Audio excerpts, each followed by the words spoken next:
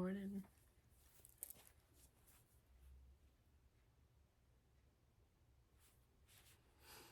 How y'all doing?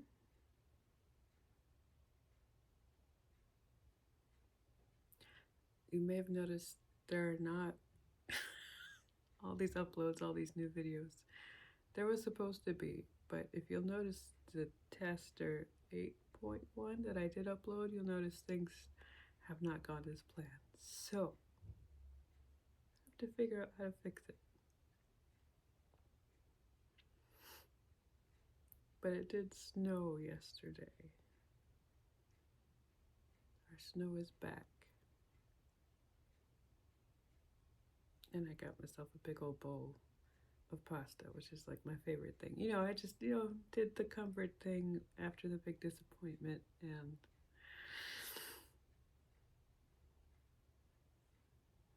we gotta work it out.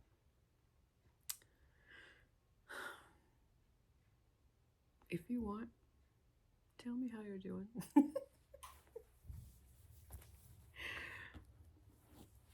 Because when you gather together for a Bible study, you're doing life with each other. But you don't have to, it's perfectly fine.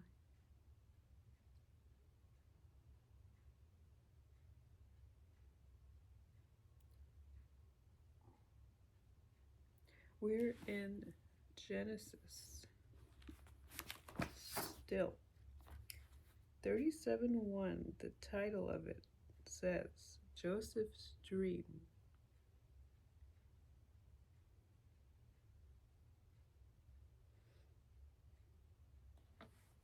And immediately I've got visions. I was just thinking about visions of VeggieTales. But they did Daniel, they did David and Goliath. Those are the ones popping into my head, and we're not there yet.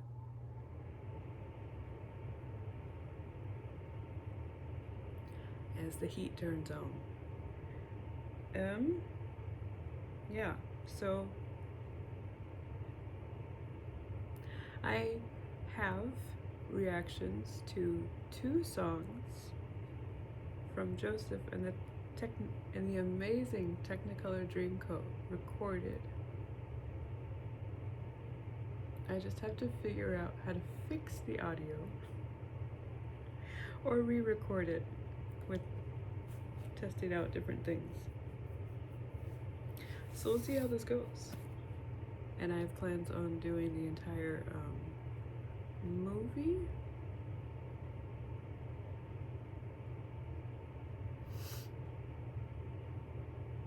So it's coming. But apparently we're gonna be in the story a little bit first, so.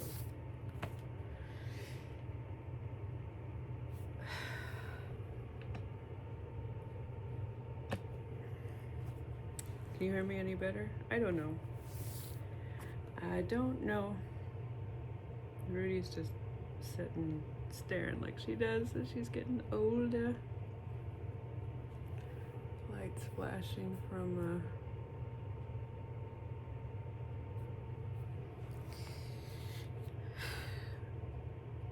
parking attendant / sorry y'all. Let's pray.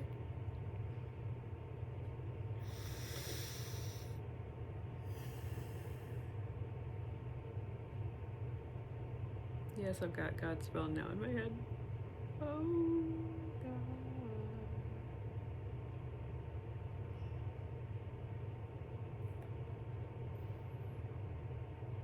Be with us as we read your word today.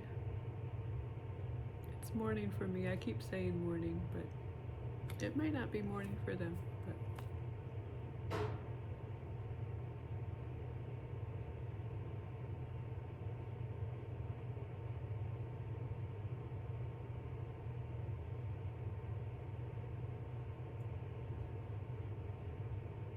be with us today as we read your word, Father.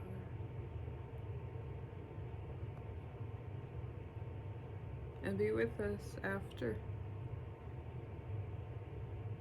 help us to think on it.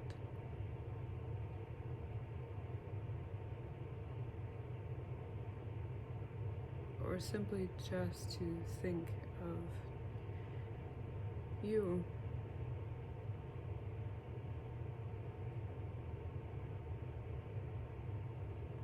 And I have a relationship with you, so I know you outside of these stories. But you are also in them, aren't you? And I'm admitting, it's difficult to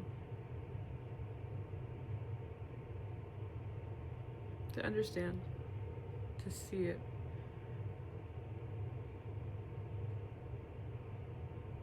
To understand it, just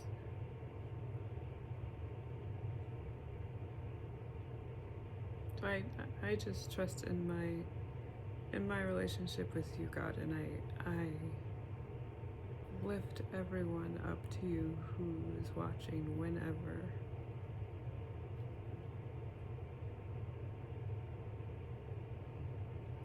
That they might know you in the same way that they may desire to know you, choose to know you.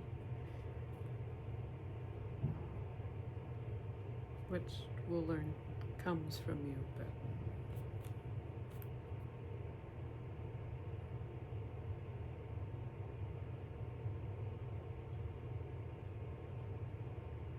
I pray all these things in your name. Amen. 37:1.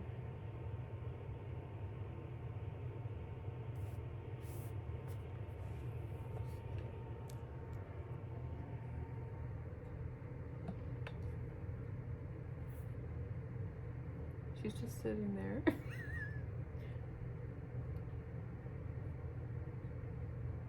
She was sleeping on my lap all morning, so she's kind of drowsy, looking like she's gonna fall back asleep. Do you see her doing one of these?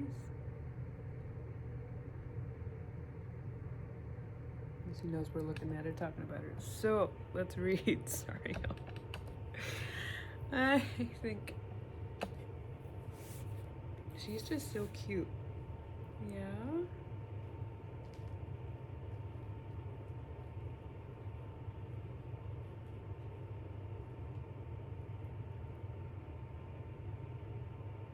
Sorry. Should I read to you? Genesis 37:1. Now Jacob lived in the land where his father had sojourned, in the land of Canaan. These are the records of the generations of Jacob. Yeah, they don't call him Israel that much, do they?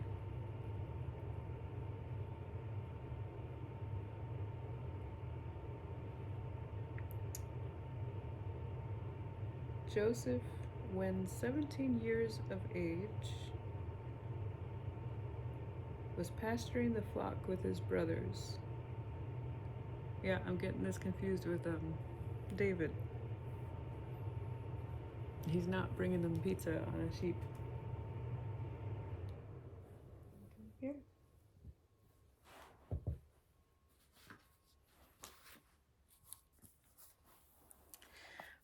While he was still a youth, along with the sons of Bilhah and the sons of Zilpah, his father's wives.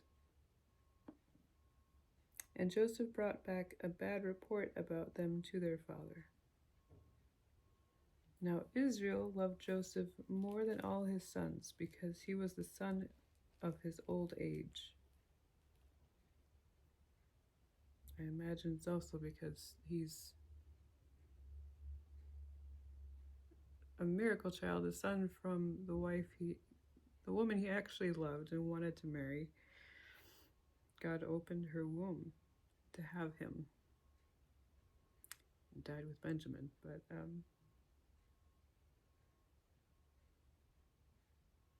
and he made him,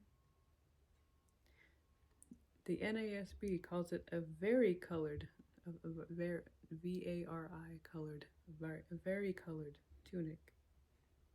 Oh, and the note says, or full length. It's a Technicolor Dreamcoat, that's what it is. His brothers saw that his father loved him more than all his brothers, so they hated him and could not speak to him on friendly terms.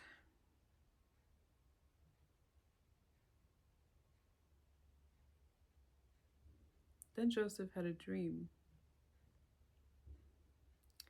That one's Daniel. Okay. Then Joseph had a dream, and when he told it to his brothers, they hated him even more. He said to them, "Please listen to this dream which I have had. For behold, we were binding sheaves in the field, and lo, my sheaf rose up and also stood erect. And behold, your sheaves gathered around and bowed down to my sheaf." Then his brother said to him, "Are you actually going to reign over us, or are you really going to rule over us?" So they hated him even more for his dreams and for his words. Now he had still another dream. It's all in the musical. I'm just racking. I don't know why I'm trying to rack my brain to think there's other depictions. Well, I mean there are, but sorry. He still had another dream and related it to his brothers.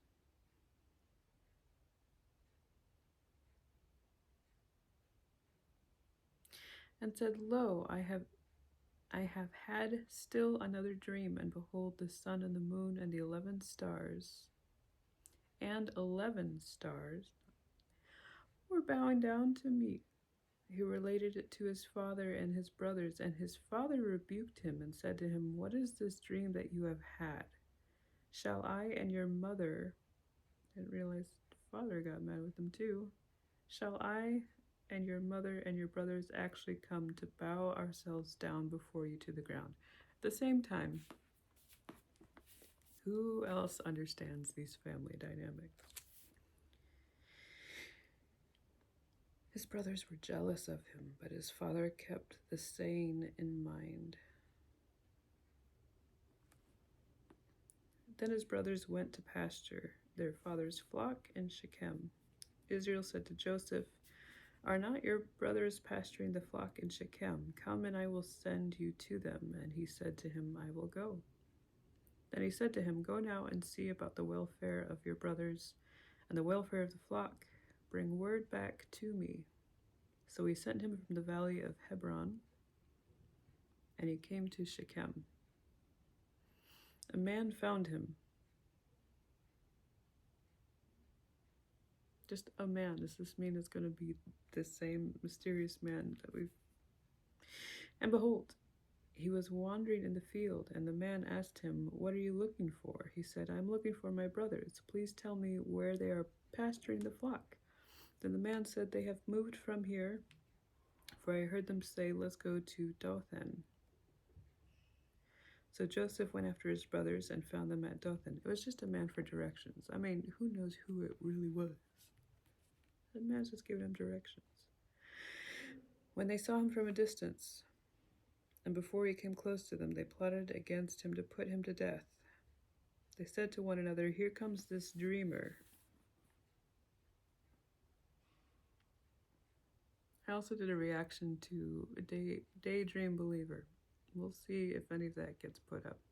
Or I'll just re-record it. We'll see what happens.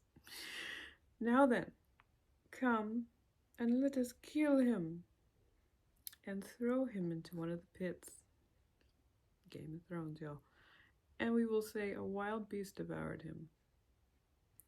Then let us see what will become of his dreams." But Reuben heard this, the oldest, right? Had an affair with his aunt. "And rescued him out of their hands and said, 'Let us not take his life.'" Oh, that was him? I thought that was Benjamin. Reuben further said to them, "Shed no blood, throw him into this pit that is in the wilderness, but do not lay hands on him, except to throw him in the pit. Then he might rescue him out of their hands to restore him to his father.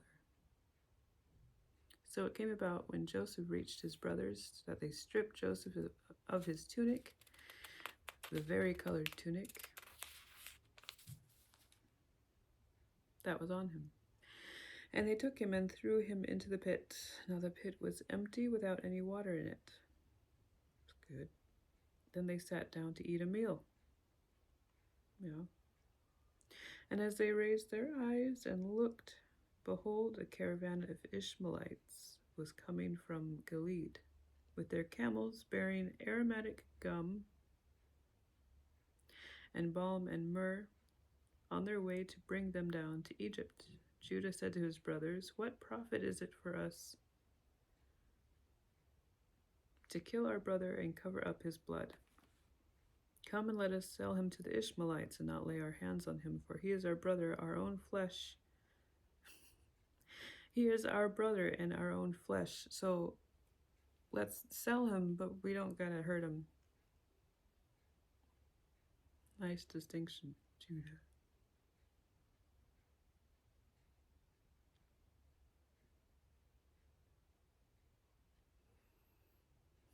Your house, sir. Anyway, then some Midianite traders passed by. So they pulled him up and lifted Joseph out of the pit and sold him to the Ishmaelites for 20 shekels of silver. Thus they brought Joseph into Egypt. Now Reuben returned to the pit, and behold, Joseph was not in the pit, so he tore his garments.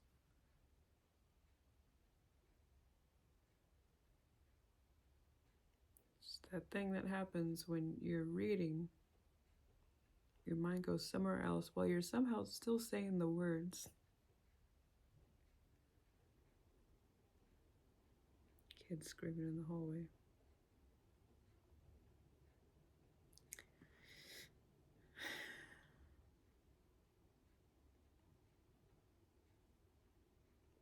"20 shekels of silver. And Joseph went to Egypt now, and he wasn't in the pit for Reuben. He returned to his brothers and said, 'The boy is not there. As for me, where am I to go?'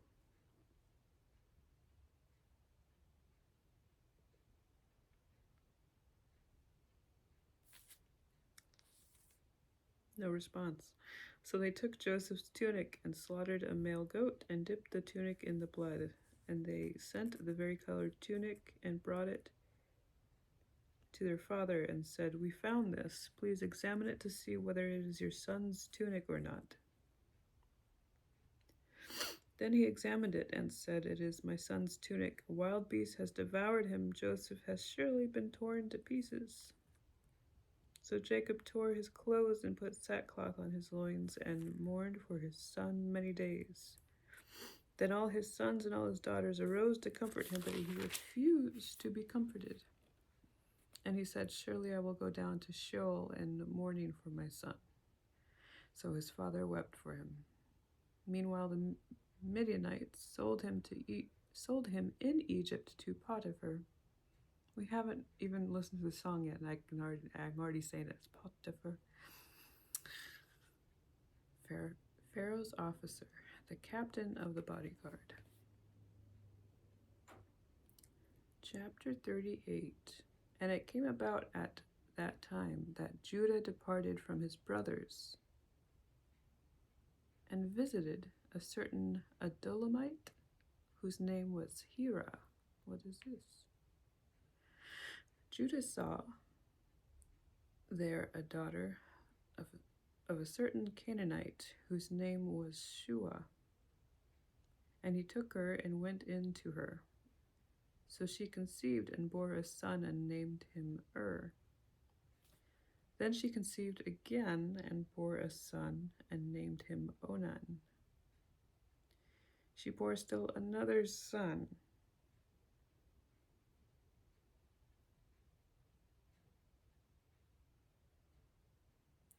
It's over 2 years worth of time here. and named him Shelah. And it was at Chezib that she bore him. Now Judah took a wife for his firstborn, and her name was Tamar. But Judah's firstborn, was evil in the sight of the Lord, so the Lord took his life.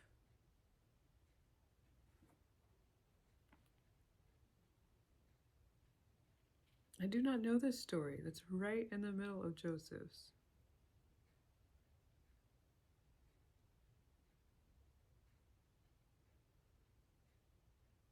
Or was I? 8. Then Judah said to Onan, "Go in to your brother's wife and perform your duty as a brother-in-law to her and raise up offspring for your brother." Onan knew that the offspring would not be his, so when he went into his brother's wife, he wasted his seed on the ground in order to not give offspring to his brother. That sounds a little familiar.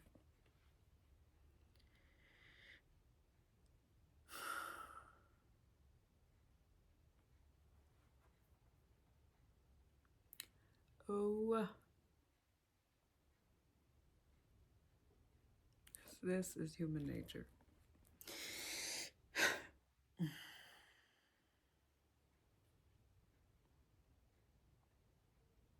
But what he did was displeasing in the sight of the Lord. So he took his life also.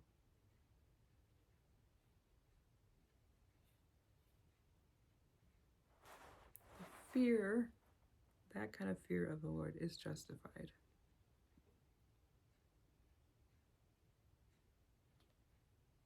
But as the only one, because he made everything, because he's the only one who knows and does things right, who are we to judge? 11. Then Judah said to his daughter-in-law Tamar, "Remain a widow in your father's house until my son Shelah grows up." Oh gosh. For he thought, "I am afraid that he too may die like his brothers." Maybe she's the problem. No. So Tamar went and lived in her father's house. Now after a considerable time, Shua's daughter, the wife of Judah, died. And when the time of mourning was ended, Judah went up to his sheep shearers at Timnah, he and his friend Hira the Adulamite. It was told to Tamar, wait.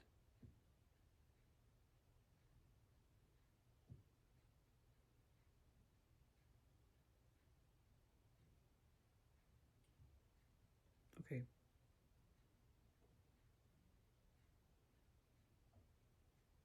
I'm confusing my names and my people and all that kind of stuff.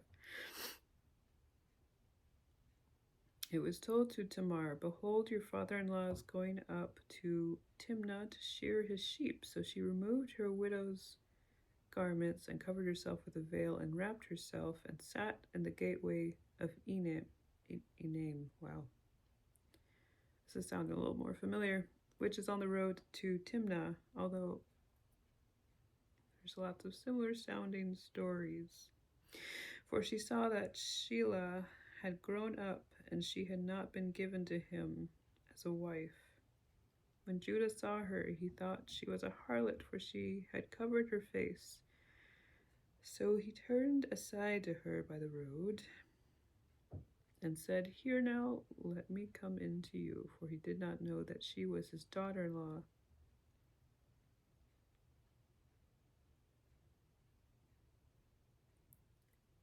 We justify things like that. Yeah, I mean, at the same time, it makes a little bit of a difference, but...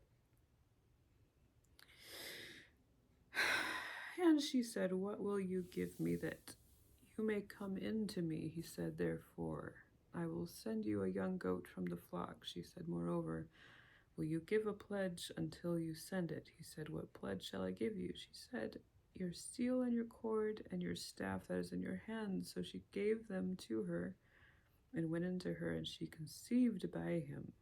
Then she arose and departed, and removed her veil, and put on her widow's garments.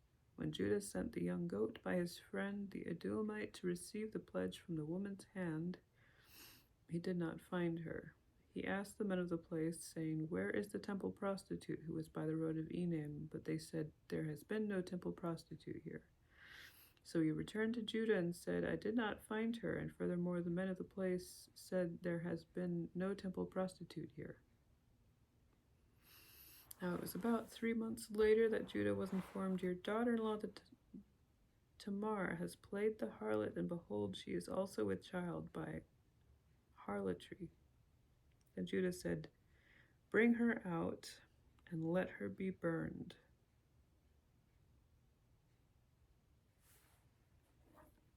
More Veggie Tales. Oh, King George, you are that man.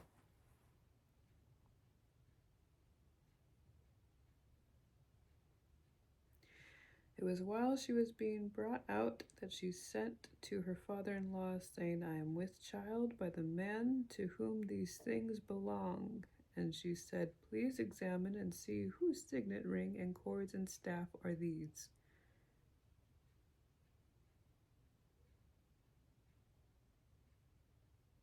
You recognize my face, eh? Judah recognized them and said, "She is more righteous than I, inasmuch as I did not give her to my son Shelah." Yeah, okay. And he did not have relationship with her again. It came about at the time when she was giving birth that, behold, there were twins in her womb. Again, this is the house of Judah, y'all.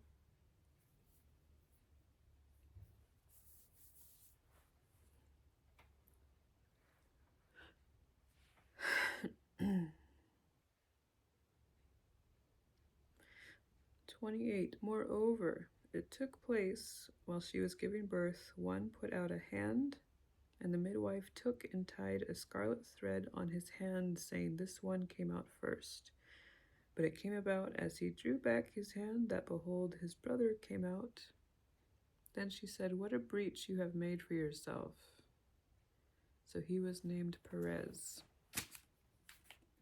Afterward his brother came out, who had the scarlet thread on his hand, and he was named Zerah." Back to Joseph.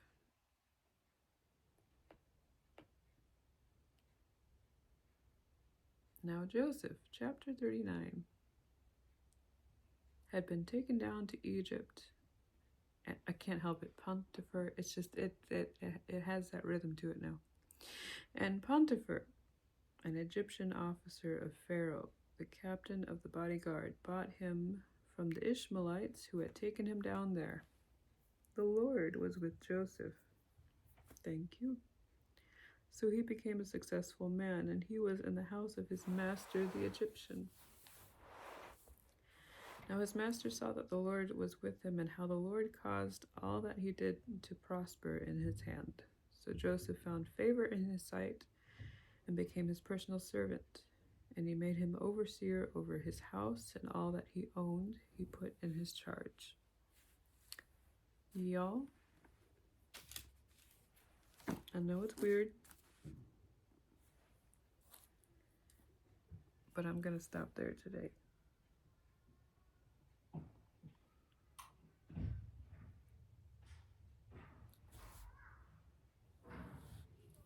Just in time, it sounds like.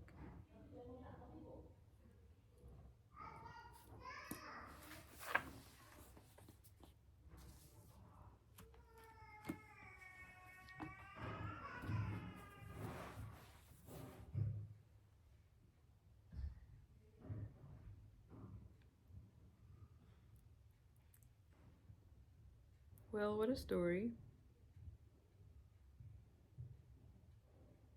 Just kind of inserted for time's sake for the other story. Reactions are coming. We'll see what I can get figured out today. There's motivation to do it today because that's where we're reading. Don't want to lose the moment, the time, even though I've done that before. But Let's pray. Father, you showed up for Joseph and made his ways prosper, even though away to the way.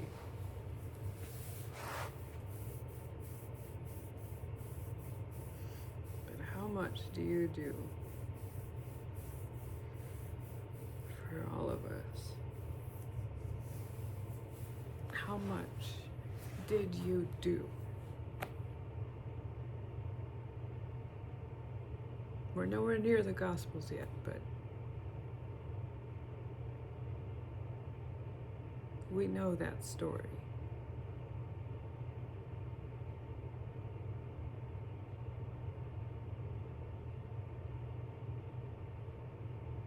You did the work to redeem all of this.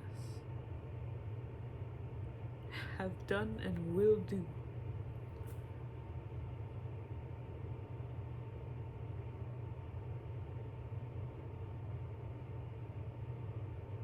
You are not this genie in a bottle that the world likes to think of you as.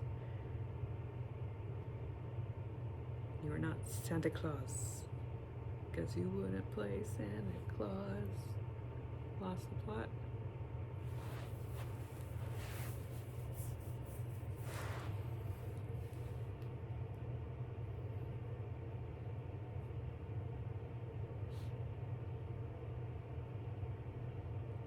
No. No, I'm right. I'm gonna link that in the description.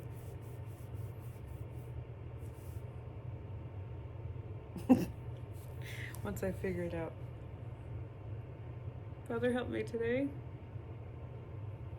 As you've been doing, thank you for the rest that you give me, both in resting and playing and watching and eating and sleeping, and also just from my own thoughts.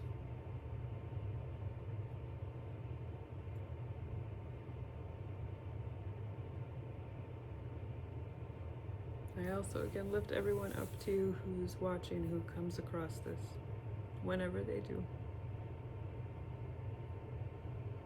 You know where they are. And their lives, and their minds, and their hearts, and their actions, how that all translates, and in their relationship with you. For, against, indifferent.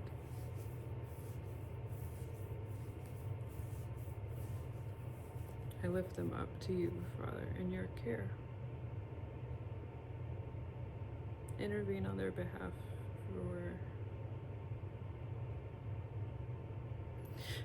your will. And I pray these things in your name. Amen.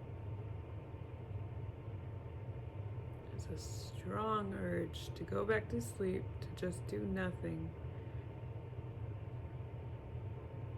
But we're in the story. I gotta put these reactions out, and I'm so close. Pray for me. Bye.